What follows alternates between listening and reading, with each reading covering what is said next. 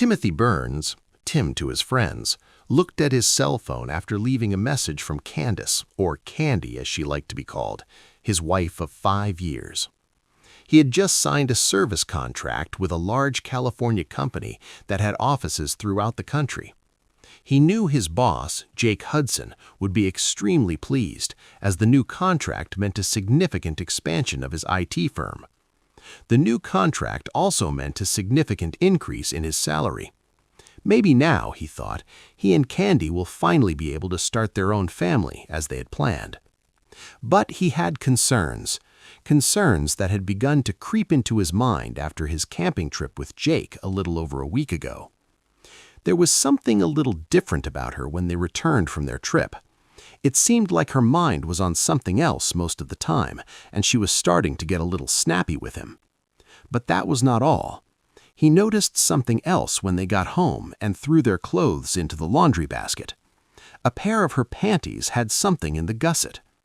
He picked them up and noticed that whatever it was already hardened and had a very distinctive smell. Then it dawned on him, and he felt as if his whole world had collapsed. He vowed to find out the truth. He knew he would be heading to the West Coast, so he visited an attorney to see what his options were. If Candy cheated, he thought, it would be the end of their marriage. "Are you sure that your wife is cheating on you?" asked Ruby Hawkins. Ruby was a lawyer who specialized in family law and divorce and was recommended to him by a friend who had just divorced his wife for cheating. "Not 100%, he said, "but I need to know, and if that's the case, I want a divorce." "Well then," said Ruby, "most divorces in this state occur without anyone's fault. You could file on the grounds of adultery, but you will need compelling evidence." "Do you mean, for example, photographs or videos?" Tim asked. "Yes," said Ruby. "If you want, I can instruct an investigator to follow her and find out for sure." "Yes, please," Tim said. "What can I expect during a divorce?" "Well, since she makes about the same amount as you do from your teaching job, there's a chance that we can save you from having to pay her any child support," Ruby said. "You don't own any real estate, and you don't have any children, so essentially it's going to be split 50-50. You keep your pension and she keeps hers. Essentially, this is an even distribution of assets. If she cheats on you, we will use that as a basis and use whatever evidence we have to ensure a good outcome. I'll start the paperwork and we'll send it when we have the evidence." "Okay," Tim said, "let's do that. I'll be out of town for about 3 days, so I think that's when she'll probably do it." She called her investigator, Marvin Johnson, and he suggested Tim install a tracking app on her phone. He also gave Tim a device to record phone calls on his landline and an audio recorder which he hid in her purse. Tim hated doing this, but he had to know the truth. There were other clues as well. Ever since they'd gone camping, Jakey had seemed even more arrogant and condescending than before. It was almost as if he knew something that Tim didn't. He managed to hold out for a week, and Candy drove him to the airport, kissing him goodbye. "I'll call you this evening after dinner," he said. "Okay, honey," she told him. "Have a good flight." The first night he was away, he called Candy as promised and was a little shocked when she told him that she would be working as a waitress at the party Jake was throwing at his house that evening. According to Candy, one of the waitresses was sick, and Jake asked if she would be willing to fill in for her. He didn't know that Jake had any plans because he didn't mention anything.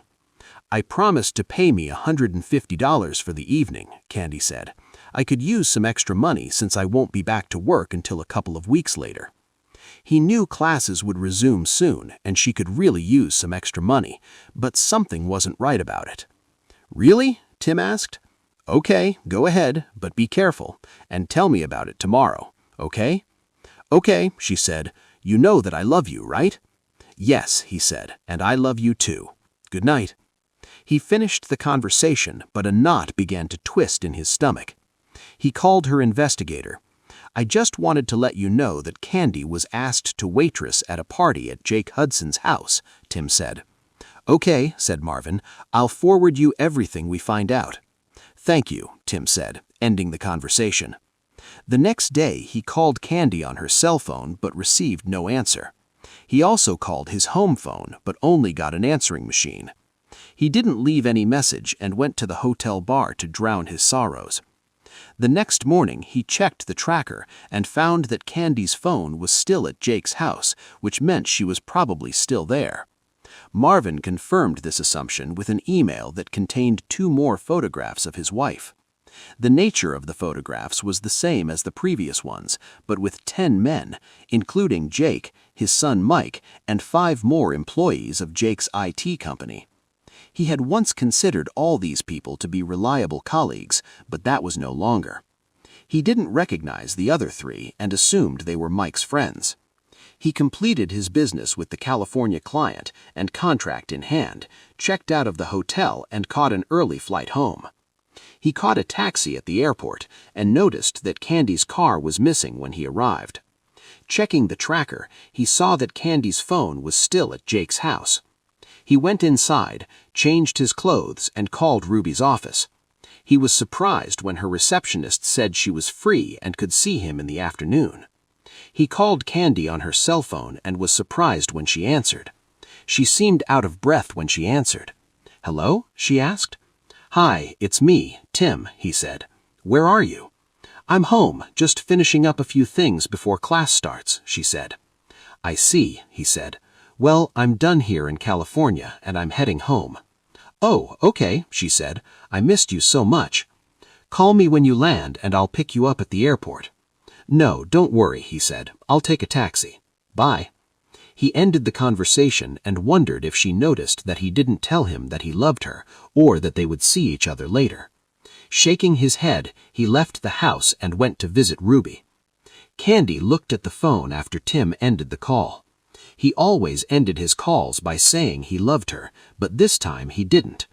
In fact, she noticed that his voice didn't sound friendly at all. She fully intended to return home after that first night, but lying naked between Jake and his son felt so good that she just couldn't leave. After all, she owed it to herself. She thought, this will all end when classes start again, she thought, and Tim would never know. So she spent the next day and the next night with Jake and his son Mike. That second day, Jake went to work for a couple of hours, but Mike kept her busy and even made arrangements with several of his friends. When Jake returned home, she was having sex with Mike on Jake's bed. When they finished, Jake sat up and looked at her. "So maybe I should send your husband somewhere more often?" he said with a sly smile.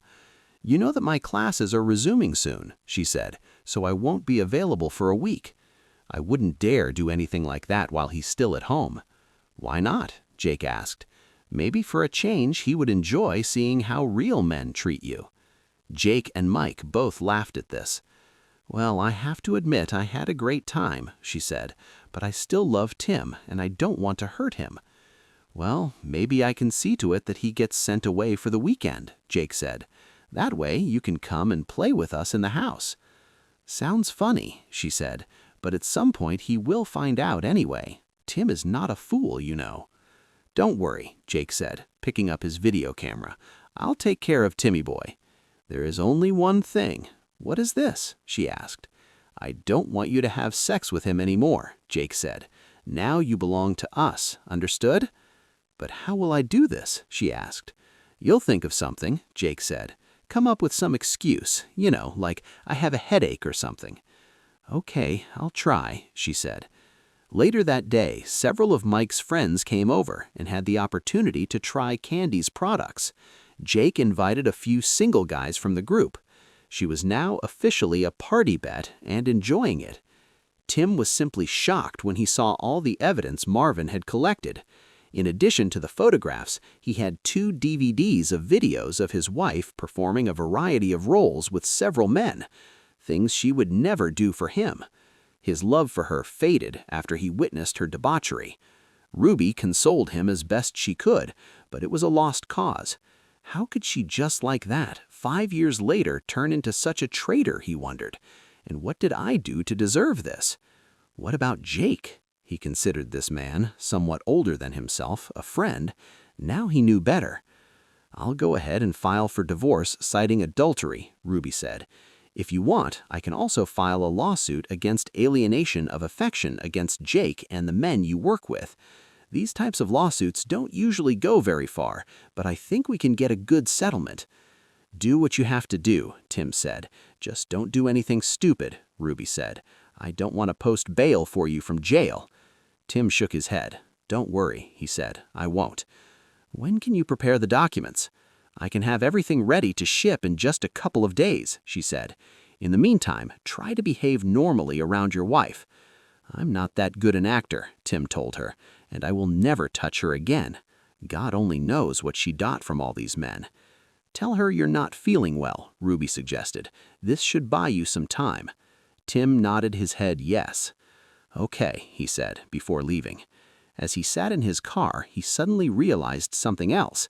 There was no way he could work for Jake again, and he would never be able to bear the presence of men nearby who would cuckold him. He took out his phone and scrolled through his contacts until he found the number he wanted. He dialed the number and hoped for the best. "Carlson," said the man on the other end of the line when he answered. "John, this is Tim Burns," Tim said. "Tim, how are you, old friend?" asked John. "It could have been better," said Tim. "Listen, is this vacancy at Empire still open?" John Carlson, CEO of Empire, had been trying to get Tim on board for some time, but Tim felt he needed to stay with Jake out of loyalty. Now, however, there's no trace of this devotion left. "Of course it is," said John. "Have you finally decided to join a reputable company?" "Yeah, something like that," Tim said. "Some things caught my attention, and I found that I could no longer work there." "I'm sorry to hear that," John said. "Is there anything I can do?" "Just give me a job," Tim said. "I promise I will work just as hard for you as I do for Jake." "Of course," said John. "Can you start on Monday?" "Absolutely," True said. "Okay," John said. "Look, why don't you and your pretty wife come over tonight and try Rose's famous lasagna? We can catch up, and I can discuss the compensation package with you." "I would love to, but unfortunately I can't come with my wife," said Tim. "About?" asked John. "What's happened?" "I really don't want to go into detail over the phone," Tim said. "I can go a little deeper into this tonight if you want." "Of course," Tim said, in a worried tone. "You know Rose is a licensed counselor. Maybe she can help you if you want." "That actually sounds good, John. I appreciate it," Tim said. "Okay," John said. "I'll call Rose and let her know. Do you think you can come in at, say, 6:30? "Of course," said Tim. "Today at 6:30. Thanks again, buddy." "With pleasure," said John. They ended the conversation, and Tim felt as if a huge weight had been lifted off his back. He started the car and headed home. When he got there, he noticed that Candy still hadn't returned from Jake's house. He grabbed his briefcase and went inside. He took a shower, changed clothes, and sat down at the computer where he wrote a letter of resignation. Candy finally arrived around 5 p.m. and noticed her husband sitting at the computer. She went to kiss him, but he turned away, and she ended up kissing him on the cheek. Surprised, she looked at him before Speaking, "Everything is fine," she asked. "Not really," he said. "I do not feel well. Maybe it's jet lag or something. I don't know. I'll sleep on the futon when I get back tonight." "Will you come back?" she asked. "Where are you going?" "I'm meeting someone for dinner," he said. "Are you dating a woman?" she asked, with concern in her voice. "You mean, am I cheating on you?" he asked her. "No, I never cheated on you in all the time we were together, and I have no intention of doing it now. Can you say the same?" She recoiled in horror. Does he know? She asked herself. No, he would never have been able to find out. "Of course I can," she said. Tim wasn't convinced. "So, how was your trip to California?" she asked, trying to change the subject. "Successful," he said. "How was your little job at Jake's house?" "Everything went well," she said. "Even when it was hard, it was still fun." "I bet," he said, without any emotion in his voice. He looked at his watch before speaking again. "I guess I'll go," he told her before saving his work and turning off the computer. He stood up, walked past her without saying a word, and headed to the master bedroom, where he changed into something less casual. When he came out, Candy was sitting on the sofa. "How long will you be gone?" she asked. "I don't know," he said. "Do not wait for me. Bye." He grabbed his keys and headed to the door. She couldn't help but notice that he didn't kiss her or tell her he loved her. He always did this when he left the house. Seeing his car drive away, she picked up her home phone and called Jake, unaware that her conversation was being recorded. "Jake, I think he knows something," she said. "What makes you think that?" Jake asked. "He didn't touch me at all," she said. "Usually he always kisses me and says he loves me, but he didn't. He seemed so cold, and he just left saying he had an appointment for dinner." "About Jake?" asked Jake. "He didn't say with whom." "No, he didn't do it," she said. "JK, what if he knows? What if he plans to leave me?" "So what if he does?" Jake grinned. "You can always come and stay with us, and don't worry about little Timmy boy. I will make him run so much that he will hardly ever be home." "But I don't want to lose him," Candy exclaimed. "I love him." Jake laughed out loud. "Yes, you've shown us all how much you love him over the past 2 days, haven't you?" Jake asked. "It's not funny, Jake," she said. "I know what I did to you guys, and yes, I liked it, but I still love him. I don't want to lose him." "Yes, exactly," said Jake. "Look, let him get this out of his head. After a while, he'll come on board. And if he doesn't, well, we can do something about that too." "You're not going to hurt him, are you?" she asked. "Not many words," Jake said. "We just have to show him how things will be from now on, and you will help this happen." "What?" Candy asked in shock. "When the time comes, you will help us explain everything to him. Remember who you belong to now. I'm sure you wouldn't want the school board to see the video footage we have of you." "You wouldn't dare," Candy said. "Oh yeah, but I'd love to," Jake said. "I have video of you on a hike and a lot of videos of you in very compromising positions. Your ass literally belongs to me, so you need to keep little Timmy in line." Feeling trapped, Candy gave up. "Okay, Jake," she said, "but don't hurt him." Jake chuckled over the phone. "Yes, yes, as you say," he said, ending the conversation. Tim drove up to the large 2-story house where John and Rose Carlson lived. He got out of the car, grabbing a bottle of wine that he had picked up on the way. John opened the door as he rang the bell and graciously accepted the wine. "Come in, Tim," he said with a smile, "and thanks, this will be put to good use tonight." John led Tim to the dining room where Rose was waiting for him with her lasagna. "Tim, please meet my wife, Rose," John said. "Rose, this is Tim Burns, our new customer service representative." Tim shook Rose's hand while John opened a bottle of wine. "Nice to meet you, Tim," Rose said with a smile. "I'm glad to meet you too, Mrs. Carlson," Tim said. "Please call me Rose," she said. "Mrs. Carlson sounds so official."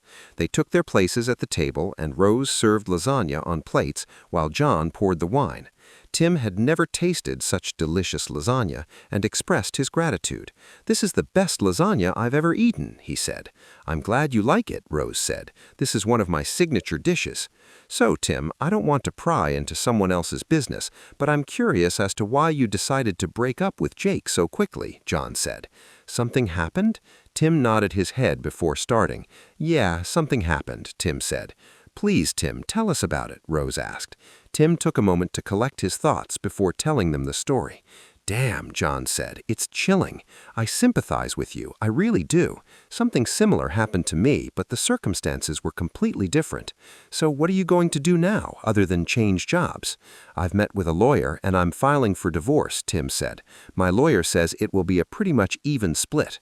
"What about a consultation?" asked Rose. "Did you think about that?"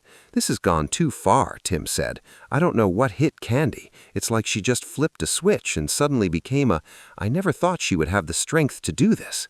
"How do you cope with all this?" asked Rose. "Not too good," Tim said. "My lawyer says that I should try to behave normally around Candy, but it's very difficult for me to do this right now. I can't even look at her." "Maybe you should see a psychologist," she said. "I can do that," Tim said. "Trust me, Rose is the best in the business," John said. "I think she can help you get through this if you want. In addition, this is included in your social package." "That's definitely a plus," Tim said, laughing. "I'm serious," John said. "Rose was a godsend when I needed her. I know she can help you too." He turned to Rose. "What do you think? Can you fit it into your schedule?" "Of course," she said. "I think an hour a week should do the trick. What do you say about this, Tim?" Tim thought about this proposal before answering. "Okay, I'll do it," he said. John smiled and patted Tim on the shoulder. "A good man," he said. "I will make sure that you have the time necessary for consultation. Deal with Rose and let me know what you come up with." "I'll do that, thanks," Tim said. Now, if you don't mind, honey, Tim and I will retire to my office to discuss his new job, John said. I don't mind at all, she said with a smile, and I'm looking forward to working with you too, Tim. Thank you, Tim said, standing next to John. They retired to John's home office, where he poured them each a glass of brandy. They spent the next 2 hours discussing his new job. By the time they finished, Tim felt like he was taking control of his life again. Tim shook John's hand and headed back home. It was around 10 p.m. when Tim arrived at his house. He looked around and saw that the lights were still on in his house. He hoped Candy was there alone. He got out of the car, walked into his house, and saw Candy sitting on the sofa. "So, how did your little meeting go?" she asked. "Very good, thank you," he said. "Now, if you don't mind, I'll go to bed. Good night." He went into the second bedroom where his computer was and began to undress. "Are you sleeping here now?" Candy asked from the door. "Yes," said Tim. "I'm still not feeling well, so I'll sleep on the futon. Is this a problem?" No, I think not," she said. "It's just that you've been gone for 3 days, and I was hoping that we could, play a little." "I'm not in the mood today," Tim said. In fact, the thought of touching her right now made him disgusted. "Okay," she said quietly. "Maybe tomorrow." "I don't know," he said. "Let's see." She nodded her head and turned away. She couldn't help but wonder if he even knew anything about her actions lately. The next day, he got up before Candy, grabbed his resignation letter, and poured himself a cup of coffee. He saw Candy's purse on the kitchen table and grabbed the audio recorder, then downloaded the audio recording of yesterday's phone call. He left the apartment without saying goodbye or telling Candy that he loved her. She heard the door close as he left and went to bed. Tears rolled down her cheeks. When he got to the office, he barely spoke to anyone. He greeted his secretary, then walked into his office and closed the door. He was gathering his things when Jake walked into his office. "What is this?" Jake asked. Tim reached into his briefcase and pulled out 2 envelopes. "One of them is a signed contract from California," he said, "and the second is my resignation, effective immediately. I believe you owe me a bonus for getting the California bill, and you owe me my final salary along with the rest of my vacation." "Resignation?" Jake asked in shock. "What the hell? Why are you leaving? I need you." "Seriously?" Tim asked. "You really don't know? Do you think I'm stupid or something? You know that's not true. To be honest, some things caught my attention, and I decided I couldn't work here anymore, so I got a job at another company. I'll be leaving you in just a few minutes." Then I went to the HR department. "Wait, Tim, can't we talk about this?" Jake asked. Tim shook his head. "There's nothing to talk about, Jake," Tim said. "I'm over it. Finished. I considered you my friend, but you stabbed me in the back and ruined my marriage. You can find someone else to cold." "So that's what it's all about," Jake said. "Well, just so you know, your wife was more than willing to have sex with me. We shouldn't let something like this ruin your career. Just go with the flow for a while. Let Candy sow some wild oats for a while. When she's done, she'll be all yours again. Do you really think I would agree to something like that? By the way, how long have you been having fun with her?" "Well, the first time was at the campsite," Jake said, "on the second day when you and the others were skiing. And you should know that she pestered me that day. She even told me that you're bigger than me. She begged me to have sex right there." Tim never turned down Candy.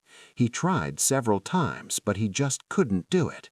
He couldn't explain why, and Candy never said anything about it. "And this was around the time you suddenly forced me to leave to take care of some things at the office, wasn't it?" Tim asked. "You wanted to get me out of the way so you could have sex with my wife." Jake grinned and nodded his head. "Yes, so what?" he asked. "Tim isn't done yet. And this whole thing about hiring her as a waitress at your party. Was just another excuse to get her into bed, wasn't it? Tim asked. Yes, it was. So what? Jake asked. Tim took out his phone and stopped the audio recording he had started when Jake entered the office. Thank you for your recognition, Tim said. Now, if you don't mind, I'm done packing. I'll go to the HR department and won't bother you. Wait, Jake said. You can't use this recording. Well, see, Tim said. I'm leaving here. Goodbye, Jake. You'll rot in hell. Okay. You forgot something, Jake said, picking up the photo of Candy that Tim kept on his desk. I haven't forgotten, Tim said. I do not want it. You and your son want this traitor so badly that you can take her for yourself. I'm done with her and with you. Goodbye. With these words, he left the office. Jake looked at Tim as he walked away, wondering what the hell just happened. How did Tim find out what he and his son did to Candy? He asked himself. What do you mean he resigned? Candy asked when Jakey called. He just handed me the signed contract and resignation letter and left, Jake said. He knows, Candy. I don't know how he knows, but he knows. What did he say to him? She asked. The truth, said Jake. I told him about how it was for the first time on the hike. You're an idiot, she exclaimed. Well, he asked, and I told him, Jake said. He also left a photograph of you, which she kept on his desk. He said he didn't need it. Amazing, she said, tears streaming down her cheeks. So what should we do now? She asked. It's not my problem, Jake said. He's your husband. You can handle this. Unless, of course, you want me to step up and make him see the error of his ways. No, she said. You've done enough. Thank you. Stay away from this. I'll deal. As you say, he said. With these words, he hung up. Candy looked at her phone with tears streaming down her face. She didn't want a divorce, but she knew Tim wouldn't tolerate her cheating. She decided that she would do everything in her power to keep him. She sat on the sofa, holding her head in her hands, and sobbed over what she had done. A few minutes later, Tim pulled into the driveway. He saw Candy's car and looked around to see if Jake's car was anywhere nearby. Without noticing this, he grabbed his box and briefcase and went inside. He saw Candy on the couch and, without saying anything, went into his office. He closed and locked the door, then checked for voice recordings. He found the recording and listened to the conversation between Candy and Jake. He forwarded it to his lawyer and then quickly called her. Hi, Tim, she said. I just received your last email. Now I am preparing your documents. Okay, Tim said. When can they be submitted? If you want, I can pull some strings and my baith will deliver them later this afternoon, she said. Will this suit you? So it will be. Thank you, he said. After hanging up, he walked over to his gun safe, opened it, and pulled out his old .45 caliber semi-automatic pistol. He had no plans to use it, but he didn't want any problems with Jake or Candy. He walked into the kitchen, put his briefcase on the table, and looked at Candy. We need to talk, he said, placing the gun on the table so that he could quick reach it if necessary. Is this really necessary? She asked, pointing to the gun. I hope not, he said. I just want to make sure in case your lover decides to break in here. My lover? She asked. Don't play coy, he said. I'm not in the mood for your games. Now sit down. We need to discuss something. She sat down, scared, not knowing what her husband was going to do. First things first, Tim said. Later today, someone will come by and give you the papers. Candy recoiled in shock. Divorce? She asked. Why? I don't want a divorce. I love you.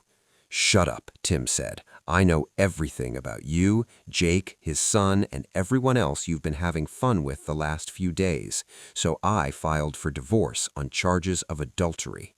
Adultery? She asked. You don't have any evidence of this. Tim smiled, taking out an envelope. He posted several time-stamped photos, all of which clearly showed her having sex with multiple men, including Jake. I also have video and audio, Tim said. Would you like to watch? She shook her head, realizing that it was a hopeless matter. Okay, he said, considering the circumstances, I was more than fair. No support, you get half of what's in the bank, and we each get to keep our pension. You can take all your things. I've already paid and canceled your credit card. There's a cashier's check for your half of what's left. There's also a restraining order that says you must stay at least 150 meters from me, my place of residence, and my place of work. So from now until you are served with the documents, you have time to pack out your trash. Are you kicking me out? She asked, and tears flowed down her cheeks. That's pretty much it, he said. But what if I decide to contest the divorce? She asked. Tim laughed. I don't think that would be very wise, he said. What do you think the school board would say if some of these photos and videos just happened to appear? Do you think the parents of your students would want someone like you to teach their children? I know not. You won't dare, she exclaimed. Do you want to take this chance? Tim asked. Candy looked down for a moment before shaking her head. No, she said, me not. I'll need this job. That's right. That's how it will be, Tim said. There are a couple more things. You should see a psychologist, she said. I can do it, Tim said. Trust me, Rose is the best in the business, John said. I think she can help you get through this if you want. In addition, this is included in your social package. That's definitely a plus, Tim said, laughing. I'm serious, John said. Rose was a godsend when I needed her. I know she can help you too. He turned to Rose. What do you think? Can you fit it into your schedule? Of course, she said. I think an hour a week should do the trick. What do you say about this, Tim? Tim thought about this proposal before answering. Okay, I'll do it, he said. John smiled and patted Tim on the shoulder. A good man, he said. I will make sure that you have the time necessary for consultation. Deal with Rose and let me know what you come up with. I'll do that, thanks, Tim said. Now, if you don't mind, honey, Tim and I will retire to my office to discuss his new job, John said. I don't mind at all, she said with a smile, and I'm looking forward to working with you too, Tim. Thank you, Tim said, standing next to John. They retired to John's home office, where he poured them each a glass of brandy. They spent the next 2 hours discussing his new job. By the time they finished, Tim felt like he was taking control of his life again. Tim shook John's hand and headed back home. It was around 10 p.m. when Tim arrived at his house. He looked around and saw that the lights were still on in his house. He hoped Candy was there alone. He got out of the car, walked into his house, and saw Candy sitting on the sofa. So, how did your little meeting go? She asked. Very good, thank you, he said. Now, if you don't mind, I'll go to bed. Good night. He went into the second bedroom where his computer was and began to undress. Are you sleeping here now? Candy asked from the door. Yes, said Tim. I'm still not feeling well, so I'll sleep on the futon. Is this a problem? No, I think not, she said. It's just that you've been gone for 3 days, and I was hoping that we could, play a little. I'm not in the mood today, Tim said. In fact, the thought of touching her right now made him disgusted.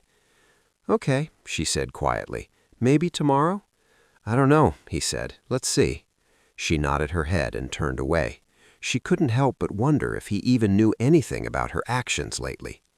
The next day, he got up before Candy, grabbed his resignation letter, and poured himself a cup of coffee. He saw Candy's purse on the kitchen table and graped the audio recorder, then downloaded the audio recording of yesterday's phone call. He left the apartment without saying goodbye or telling Candy that he loved her. She heard the door close as he left and went to bed. Tears rolled down her cheeks.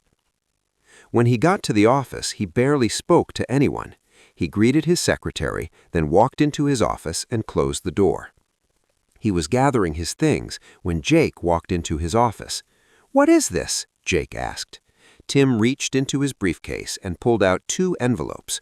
"One of them is a signed contract from California," he said, "and the second is my resignation effective immediately. I believe you owe me a bonus for getting the California bill, and you owe me my final salary along with the rest of my vacation."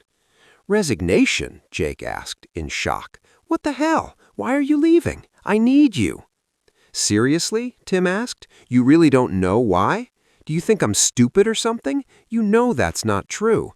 To be honest, some things caught my attention, and I decided I couldn't work here anymore, so I got a job at another company. I'll be leaving you in just a few minutes. Then I went to the HR department.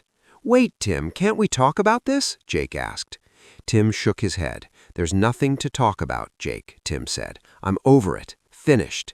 I considered you a friend, but you stabbed me in the back and ruined my marriage. You can find someone else to cuckold. So that's what it's all about, Jake said. Well, just so you know, your wife was more than willing to have sex with me. We shouldn't let something like this ruin your career. Just go with the flow for a while. Let Candy sow some wild oats for a while. When she's done, she'll be all yours again. Do you really think I would agree to something like that? By the way, how long have you been having fun with her?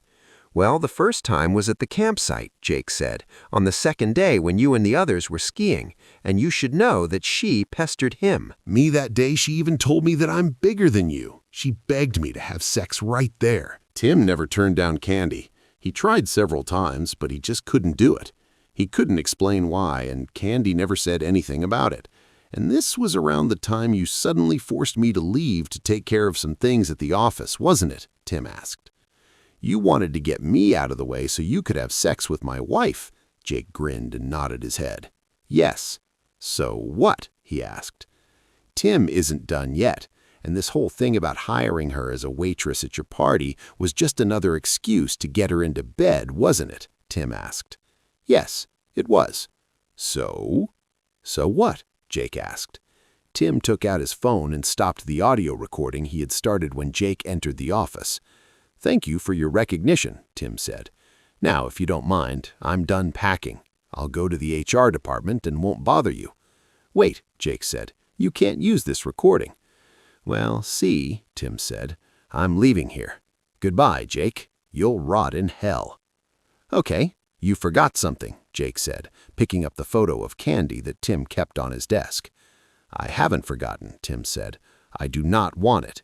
You and your son want this traitor so badly that you can take her for yourself. I'm done with her and with you. Goodbye.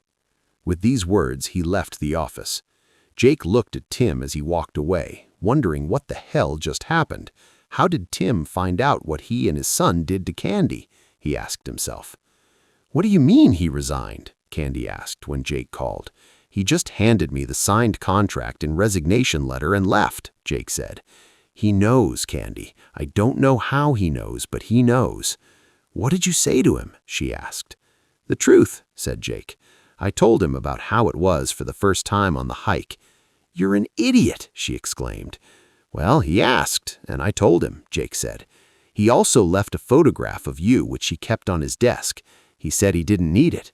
Amazing, she said, tears streaming down her cheeks. So what should we do now? She asked. It's not my problem, Jake said. He's your husband. You can handle this. Unless, of course, you want me to step up and make him see the error of his ways. No, she said. You've done enough, thank you. Stay away from this. I'll deal. As you say, he said. With these words, he hung up. Candy looked at her phone with tears streaming down her face. She didn't want a divorce, but she knew Tim wouldn't tolerate her cheating. She decided that she would do everything in her power to keep him. She sat on the sofa holding her head in her hands and sobbed over what she had done. A few minutes later, Tim pulled into the driveway. He saw Candy's car and looked around to see if Jake's car was anywhere nearby. Without noticing this, he grabbed his box and briefcase and went inside.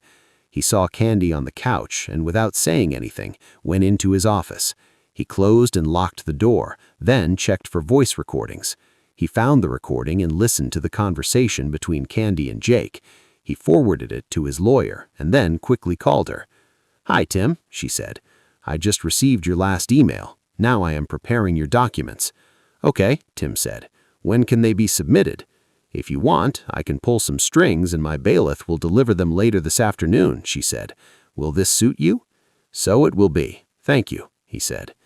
After hanging up, he walked over to his gun safe, opened it, and pulled out his old .45 caliber semi-automatic pistol. He had no plans to use it, but he didn't want any problems with Jake or Candy. He walked into the kitchen, put his briefcase on the table, and looked at Candy. "We need to talk," he said, placing the gun on the table so that he could quick reach it if necessary. "Is this really necessary?" she asked, pointing to the gun. "I hope not," he said. "I just want to make sure in case your lover decides to break in here." "My lover?" she asked. "Don't play coy," he said. "I'm not in the mood for your games. Now sit down. We need to discuss something." She sat down, scared, not knowing what her husband was going to do. "First things first," Tim said. "Later today, someone will come by and give you the papers." Candy recoiled in shock. "Divorce?" she asked. "Why? I don't want a divorce. I love you." "Forget it," Tim said. "I know everything about you. Jake, his son, and everyone else you've been having fun with the last few days. So I filed for divorce on charges of adultery." "Adultery?" she asked. "You don't have any evidence of this." Tim smiled, taking out an envelope. He posted several time-stamped photos, all of which clearly showed her having sex with multiple men, including Jake. "I also have video and audio," Tim said. "Would you like to watch?" She shook her head, realizing that it was a hopeless matter. "Okay," he said. "Considering the circumstances, I was more than fair. No support. You get half of what's in the bank, and we each get to keep our pension. You can take all your things. I've already paid and canceled your credit card. I have a cashier's check for your half of what's left. There's also a restraining order that says you must stay at least 150 meters from me, my place of residence, and my place of work. So from now until you are served with the documents, you have time to pack out your trash." "Are you kicking me out?" she asked, and tears flowed down her cheeks. "That's pretty much it," he said. "But what if I decide to contest the divorce?" she asked. Tim laughed. "I don't think that would be very wise," he said. "What do you think the school board would say if some of these photos and videos just happened to appear? Do you think the parents of your students would want someone like you to teach their children? I know not." "You won't dare!" she exclaimed. "Do you want to take this chance?" Tim asked. Candy looked down for a moment before shaking her head. "No," she said. "Me not. I'll need this job." "That's right. That's how it will be," Tim said. "There are a couple more things you should know." "What?" she asked, dejectedly. "You will be required to hand over your rings and give up my last name," he said. "Oh my God, you've become a heartless bastard, haven't you?" she asked, taking off her rings. "Yes, well, you gave me a good reason," Tim said. "I just want to know one thing. What's happened? What made you turn from a loving, faithful wife into a walking garbage dump?" She lowered her eyes before speaking. "It happened on the second day of the hike," she said. "You were on the boat and I was in the tent. Jake walked by and saw me. I had already undressed and was lying there trying to rest when Jake walked by and entered the tent. At first, he seemed embarrassed to see me so naked. We started talking, walking, and then he pulled his pants down, and that was the end of it." "So some jackass takes off his pants and you immediately jump on him," said Tim. "And that's all it took for you to become a traitor? How many times did you have sex with him on that trip?" "Twice." She said the first time was when you were jet skiing, and the second time was when Jake sent you back to the office. Tim shook his head and pointed at the photographs. "I see that none of your lovers used any protection," he said. "Weren't you worried about getting pregnant or getting something from one of them?" "I'm still taking the pills," she said. "That doesn't mean you can't get pregnant," Tim said, "and you can still get sick. Is this what you planned?" "Oh, God, no," she said. Tim shook his head. "You know, during the entire time that we were together, I was often pestered by women who, compared to you, looked like goddesses," he said. "I refused them all. Do you know why? Because I thought I had a loving and faithful wife at home, and I would never do anything to hurt her. But you didn't even think about what you were doing. You didn't care how I felt. I hope it was all worth it for you. Now pack up your junk. I expect you to leave when you are served with the documents." "Tim, please," she began. "Can't we turn to some psychologist? Please. I'll never do this again, I promise. Can't you forgive me this time?" "I will never forgive you for what you did," Tim said, and his expression was harsher than she had ever seen before. "Never. Maybe if you slipped just once, were rapid, drugged, or something like that, I might not pay attention to it, but that did not happen. From the moment Jakey pulled his pants down, you were his willing toy, and I will never be able to forgive this level of betrayal. But don't you love me enough to get through this? She asked. He shook his head. No, I can't stand the sight of you right now, he said. The sooner you disappear from my life, the better. Now go and start getting ready. Everything you leave behind will either be burned, thrown away, or donated to Goodwill. Sobbing, she got up and went to the master bedroom to pack her things. Tim watched as Candy pulled out one full garbage bag after another. She stopped and looked at him. Can you at least help me carry this to the car? She asked. No, said him. It's your trash. You deal with it. And remember, everything you leave behind will either be burned or thrown away. This includes photographs and your wedding dress. Would you burn my wedding dress? She asked. My parents paid thousands for this dress. Well, then you'd better take it if you don't want it to burn, Tim said.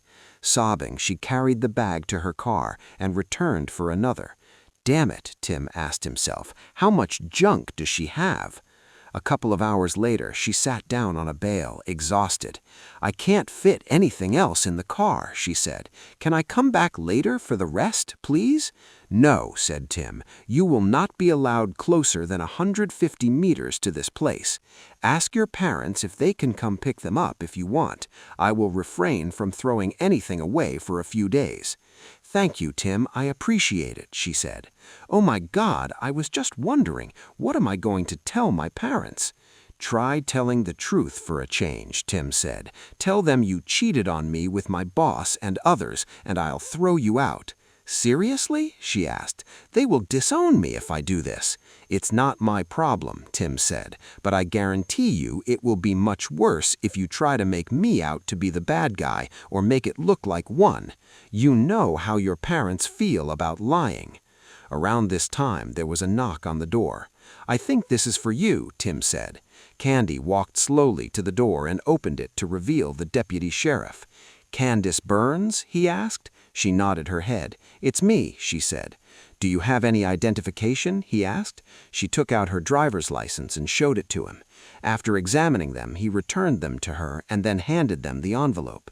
You've been served, ma'am, he said. There is also an infunction that requires you to vacate the premises immediately. You can sign the divorce papers now if you want. She nodded her head and took out the divorce papers. After looking through them, she asked for a pen and signed the papers. I'll give this back to the lawyer, he said. You need to leave right now. If you try to return, you will be arrested and sent to prison, you understand? Yes, she said, and tears flowed down her cheeks. She looked back at Tim. I'm so sorry, she said. Yeah, me too, Tim said. Bye. Goodbye, she said quietly, leaving. The deputy looked at Tim and nodded his head before walking away. The next few days were hectic for Tim. Candy never tried to contact him, but Jake called his home phone twice and left threatening messages. Damn it, Tim, I know you're there, he shouted. If you don't drop this lawsuit, I'll come and kick your ass. Tim smiled, copied the voicemail, and forwarded it to Ruby, who in turn notified the local sheriff's department. Candy's parents also called, asking if they could come pick up some more of her things. Yes, of course, said Tim.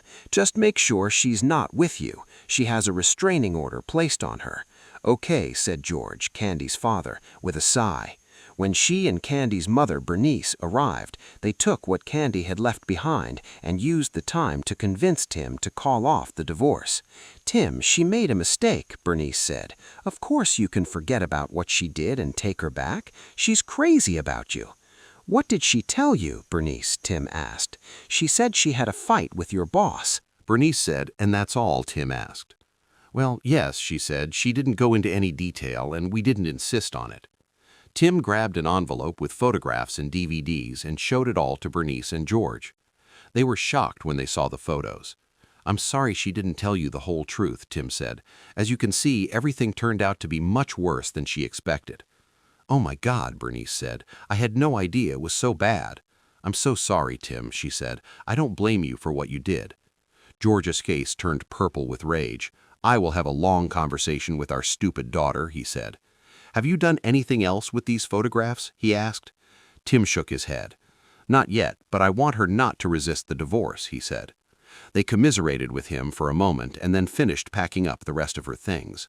Half an hour later, they left the house, giving Tim a warm hug and wishing him all the best. Later that day, as Tim was sitting watching TV, there was another knock on the door.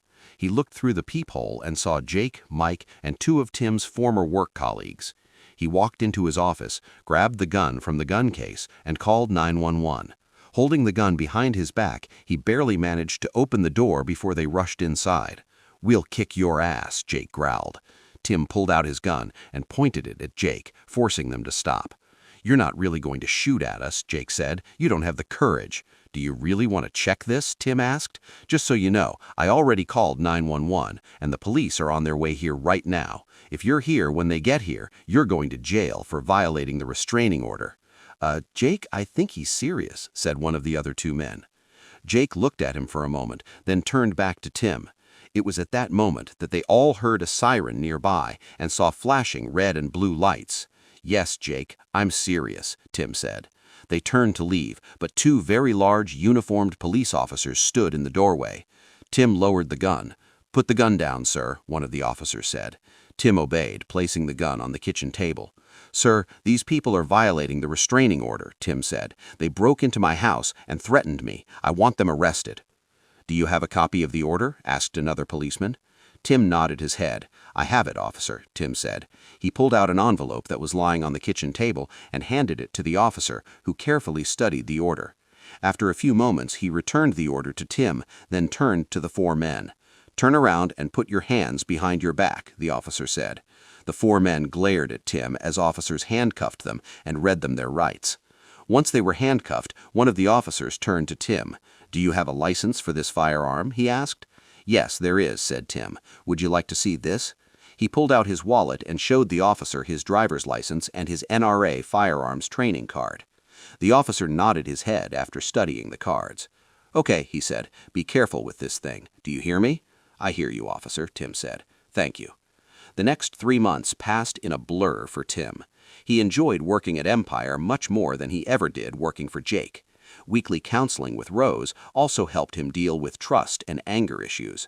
At the same time, he joined a gym and worked out 3 days a week. He also began taking martial arts classes, more for mental discipline than anything else. On top of that, he took a course of diet and exercise that Rose recommended to him. The divorce went through the system with ease, especially since Candy didn't contest it. However, alienation of affection lawsuits were somewhat different. Ruby warned that they might eventually be fired, and 2 of them were fired. However, the case against Jake surprised both Tim and Ruby. After hearing testimony, reviewing the evidence presented by Ruby and Jake's financial statements, the judge ruled in Tim's favor and ordered Jake to pay $1 million in damages. At the end of the trial, he didn't have kind words for Jake. "Mr. Hudson, your conduct in this matter is beyond praise," the judge said. "You not only took advantage of a man who considered you a friend, you abused your position as his employee lawyer to deliberately destroy his marriage and family. I also notice that you have repeatedly violated the restraining order against you. I therefore find in favor of the plaintiff and order you to pay compensation in the amount of $1 million. "Your Honor, this is highly illegal," Jake's lawyer said, standing up. "Mr. Winthrop, this court finds Mr. Hudson's conduct not only unlawful, but absolutely disgusting. The decision stands," the judge said. "When should this restitution be made?" asked Winthrop. "Immediately," said the judge, "unless, of course, your client chooses to spend some time in jail for contempt of court." "No, Your Honor, my client will pay as ordered," Winthrop said, sitting back down. "Okay," said the judge, "and God help you if that check gets rejected. Case is closed." He banged his gavel, ending the hearing. Jake wrote out a check and gave it to his lawyer, who gave it to the bailiff. After the judge took note of the check, the bailiff handed it to Ruby, who in turn handed it to Tim. To Tim's surprise, the check did honor the bank, and it paid Ruby her share of the judgment. While working at Empire, Tim was contacted by several of Jake's clients. Word of the lawsuit seemed to spread around the world, and a number of companies were leery of continuing to do business with someone who was intentionally ruining another man's marriage. In their opinion, a person who would deliberately destroy a friend's marriage simply cannot be trusted. The way things were going, Tim believed Jake would go bankrupt within a year. All this time, Tim refused to go on dates, although several very nice women from the company approached him. In his opinion, he will be a married man until he receives his final divorce. Once this happens, he will be free to continue the relationship, but not before. When the divorce finally came, he went to celebrate with friends from work. A couple of months after he finalized the divorce, Candy's mother called him. "Tim, this is Bernice. Do you have a few minutes?" she asked. "Of course, Bernice," he said. "What's happening?" "This is Candy," she said. "She is HIV infected. She just received her test results." "I'm sorry to hear that, Bernice," Tim said. "But to be honest, I'm not surprised. Besides, we're officially divorced now, so there's nothing I can do about it. She is not covered by my insurance, and I am not responsible for her." "I know, Bernice," Tim said. "I was just hoping that maybe you would understand it in your heart and forgive me for what I did to you. I now realize that my actions ruined many lives. I could have said no at any time, but I didn't. I was stupid and greedy, and I let my hormones get the better of my rational mind, and now I'm paying for it. I had the best husband and lover a girl could ask for, and I gave it all up for something new, a few days ago.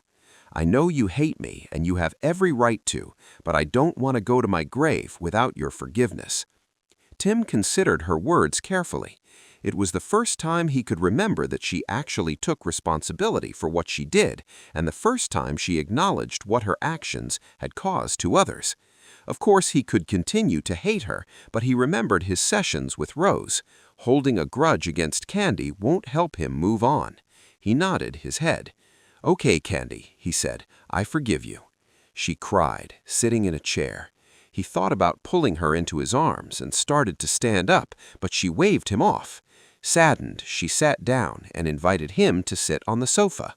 "You look good, Tim," she said. "Better than I remember. How are things going with you?"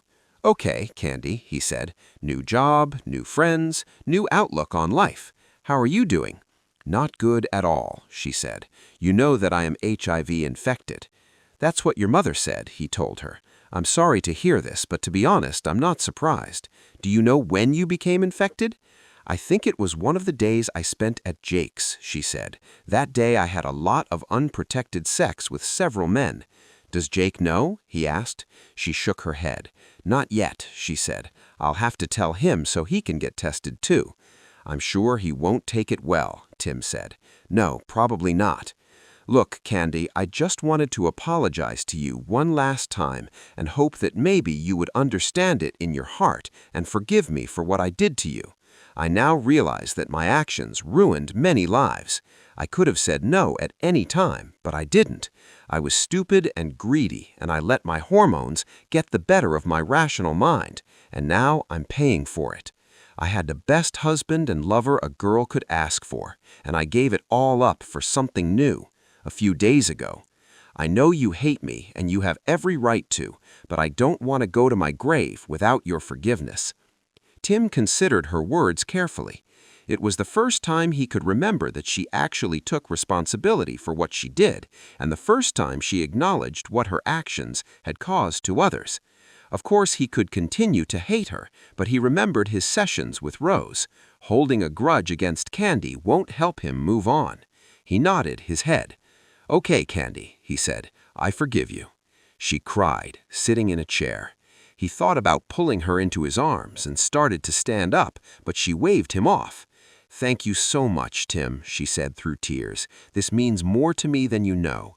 Listen, I want you to find a woman you can love and trust, marry her and have children. I'm over it. I'm done. But you have your whole life ahead of you, and you deserve to be happy." "Thank you," he said. "I'll do so. And if you ever want to just talk, let me know, okay?" She nodded her head, weakly. "I will do so," she said. "Goodbye, Tim," she added. "Think about me from time to time." "Fine." He sensed a certain finality in her last statement and wondered if she intended to commit suicide. "I will do so," he said. "Just don't do anything stupid, okay?" She smiled. "I won't," she said. He stood up and headed towards the door. Bernice approached him before he left. "Thank you, Tim," she said, hugging him. "It means more to her than you think, and for me, too." "You're welcome, Bernice," he said. "Keep an eye on her, okay?" "I will do so," she said. A couple of weeks later, Tim was sitting on his couch eating dinner and watching the evening news when he heard a report that caught his attention. The bodies of a local businessman, his son, and a woman who was believed to be his mistress were found earlier today in what police believe was a double murder-suicide, the presenter said. Jacob Hudson, president and founder of Hudson Consulting, along with his son and a woman who has not been identified, were found dead. All three were victims of gunshot wounds, authorities said. Police are investigating the incident, and more details will be provided as they are released. After recovering from his initial shock, Tim called Bernice.